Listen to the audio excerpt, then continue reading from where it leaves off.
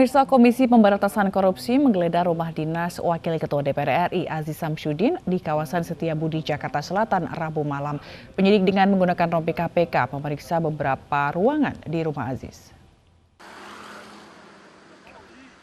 Penyidik memeriksa setiap ruangan di kediaman Aziz Samsudin untuk mencari barang bukti terkait kasus suap penyidik KPK dengan Wali Kota Tanjung Balai.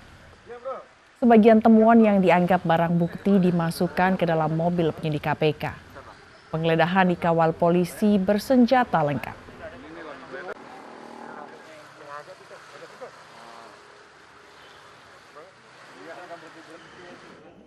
Sebelumnya penyidik KPK juga menggeledah ruangan kerja Wakil Ketua DPR Aziz Samsudin. Wakil Ketua Mahkamah Kehormatan Dewan Habibur Rahman turut mendampingi penggeledahan oleh penyidik KPK. Jadi KPK keluar dari lift Gedung Nusantara 3 dengan membawa satu koper berwarna hitam pada pukul 19.35 waktu Indonesia Barat. Para bukti yang dibawa penyidik diduga berkaitan dengan kasus suap terhadap penyidik KPK dalam kasus korupsi yang menjerat Wali Kota Tanjung Balai. Kami tidak mengintervensi kerja KPK, teman-teman KPK, tapi kami menjalankan fungsi pendampingan penggeledahan ini. Saya ada agenda lain di Dapil ini, kembali ke Dapil. Saya sudah memberikan surat tugas kepada Kabakset MKD untuk mendampingi. Pak penyidik tadi jelasinnya kasus apa, Pak? Apa? Terkait kasus apa penyidik tadi nyampaikan? Ya, saya sih nggak secara lugas disampaikan, tapi sudah terlebih dahulu disampaikan ke Kabakset tadi, ya terkait Pak Aziz Samsudin kasus yang lagi ramai ini. Sebelumnya, Koordinator Masyarakat Anti Korupsi Indonesia mendesak KPK tuntaskan perkara dugaan keterlibatan Wakil Ketua DPR dalam kasus suap Wali Kota Tanjung Balai. Aziz Samsudin disebut sebagai penghubung antara oknum penyidik KPK dengan Wali Kota Tanjung Balai.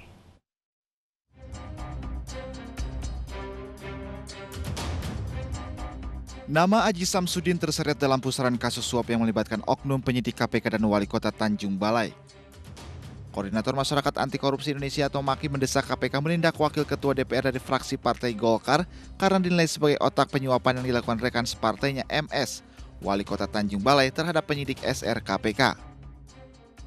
Kenapa saya mendorong KPK ini? Ya karena persoalannya Aziz Samsudin yang sebagaimana dikatakan Pak Firly itu menginisiasi pertemuan, mendorong untuk membantu tidak menaik ke penyidikan, dan kemudian terakhir sampai ujungnya antara MS dan SR deal, ada janji atau pemberian uang bahkan sudah cair 1,3 miliar.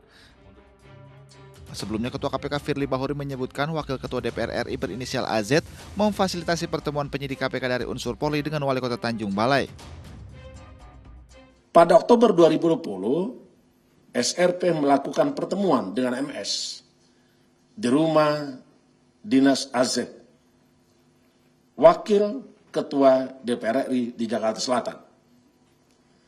Dalam pertemuan tersebut, AZ memperkenalkan SRP dengan MS karena duga MS memiliki permasalahan terkait penyelidikan dugaan korupsi di pemerintahan Kota Tanjung Balai.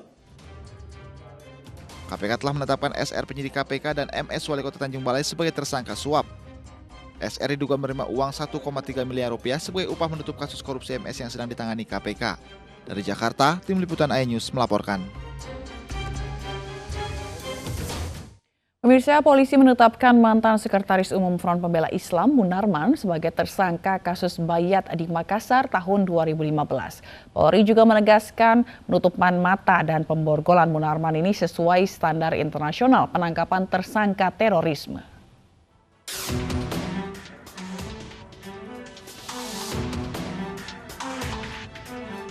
Mantan Sekretaris Umum Front Pembela Islam Munarman ditetapkan sebagai tersangka sejak 20 April, sepekan sebelum penangkapannya.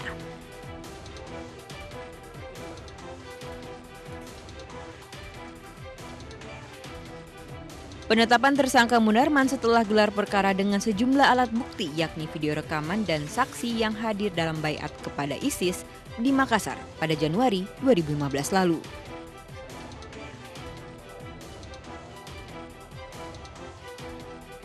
Dan yang bersangkutan ditetapkan sebagai tersangka pada tanggal 20 April 2021. Sementara itu, mantan kuasa hukum FPI mengatakan penetapan tersangka Munarman dalam kasus Bayat membingungkan karena menurutnya kehadiran Munarman sebagai pembicara di seminar. Aziz Yanuar pun menyesalkan penangkapan Munarman hingga menutup mata dan memborgol tangan saat tiba di Polda Metro Jaya. Ia menilai hal ini bertentangan dengan hak asasi manusia. Masalah habis itu mereka melakukan baiat di Makassar itu, masa Pak Munarman yang disalahkan? Kan dia diundang untuk acara seminar selesai, udah seperti itu kan. Itu saja sebenarnya. Tapi Pak Munarman melihat proses baiatnya? Dalam hal tersebut dia bingung sebenarnya. Ada kok di videonya itu kan, dia bingung gitu kan. Dan setahu saya ya gitu kan, beliau tidak mengikuti itu seperti itu. Makanya kita sangat menyesalkan, ini jelas bertentangan dengan hak asasi manusia kan. Undang-Undang 5 tahun 2018 kan pasal 28 ayat 3 jelas harus memperhatikan hak asasi manusia. Kabak Penum Divisi Humas Polri menjawab prosedur terhadap Munarman sesuai dengan standar internasional penangkapan tersangka teroris. Yang dilakukan penangkapan juga ditutup mata. Dengan maksud apa? Semua yang ditangkap tidak mengetahui identitas daripada petugas atau operator tersebut. Ini merupakan standar internasional terhadap pelaku atau tersangka kasus-kasus terorisme. Saat ini Munarman belum ditahan karena masih diperiksa. Munarman disangkakan pasal 14 Junto pasal 7 atau pasal 15 Junto pasal 7 tahun 2015 tentang terorisme. Tim Liputan iNews melaporkan. Sementara itu, sidang kasus pelanggaran kekarantinaan kesehatan dengan terdakwa Muhammad Rizik Syihab kembali digelar di Pengadilan Negeri Jakarta Timur. Sidang beragenda mendengarkan keterangan saksi yang didatangkan Jaksa Penuntut Umum terkait perawatan Rizik Syihab di RS Umi Bogor, Jawa Barat.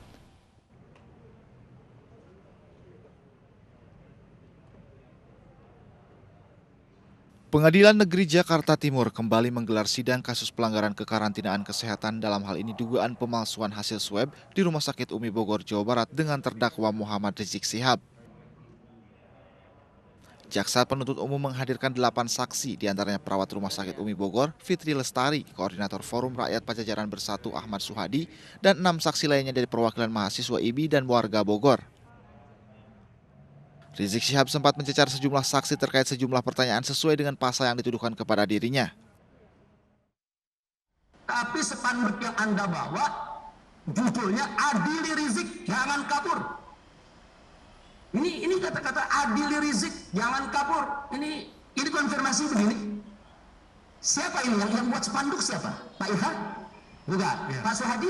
Nah, saya bertanya sekarang ke Pak Suhadi. Pak Suhadi yang buat spanduk? Tidak. Tahu siapa yang buat spanduk? Nggak tahu.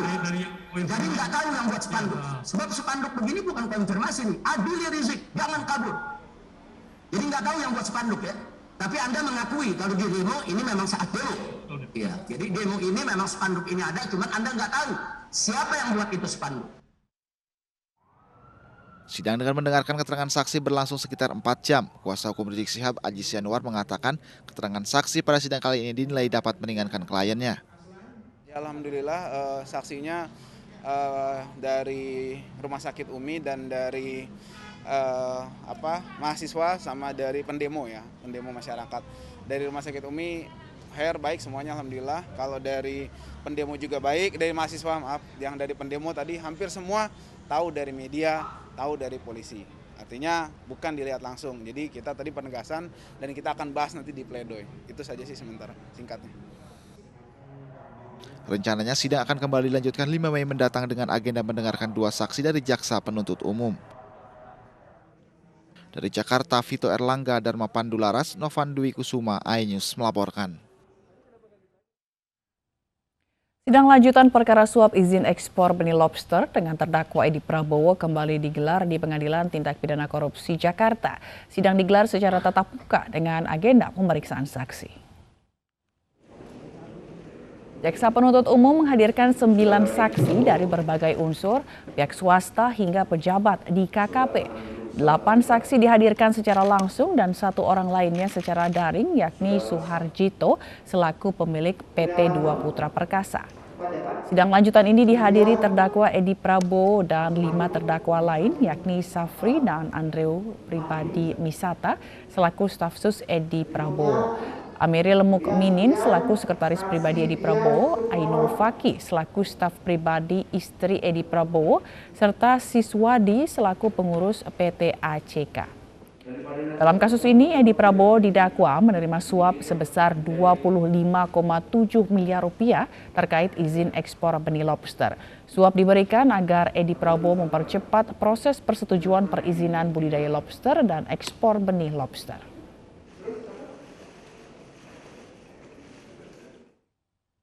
Presiden Joko Widodo melantik sejumlah pejabat termasuk 2 menteri dari nomenklatur baru yang mendapat peran tambahan. Presiden melantik 2 menteri dan 1 kepala badan di Istana. Presiden juga melantik anggota Dewan Pengawas KPK pengganti Artijo Alkosari yang meninggal beberapa waktu lalu.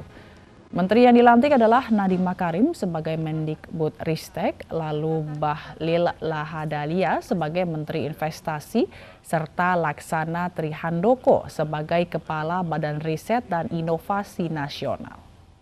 Bahwa saya akan setia kepada. Usai dilantik oleh Presiden Joko Widodo, Nadiem Makarim yang mengaku sangat dekat dan menekuni bidang riset dan teknologi berkomitmen akan menjalankan amanah sebaik mungkin.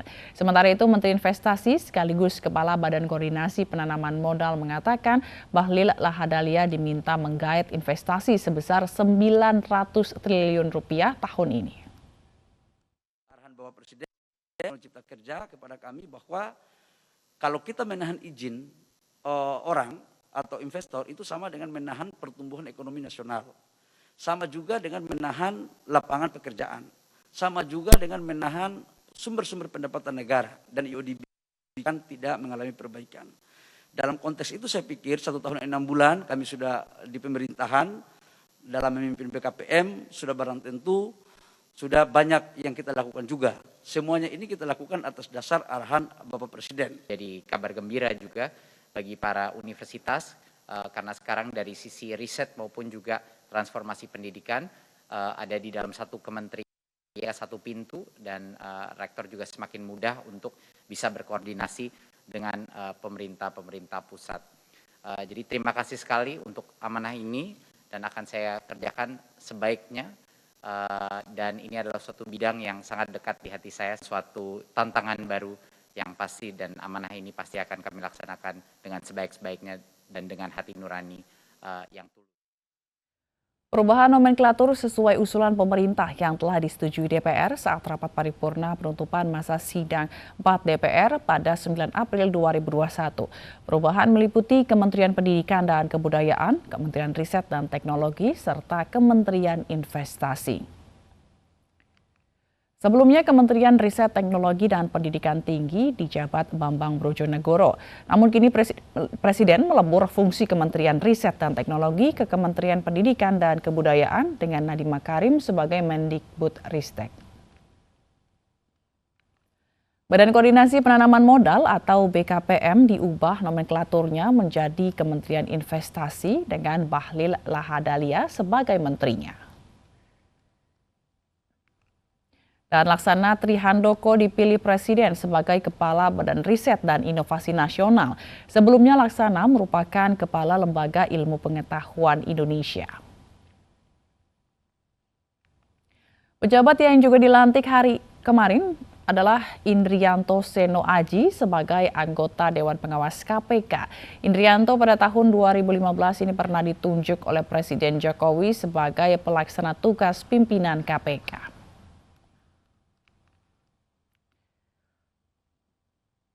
Tabrakan 2 bus di jalan tol di Afghanistan menewaskan 7 orang dan melukai puluhan lainnya. Informasi mancanegara akan kami sampaikan usai jeda berikut ini.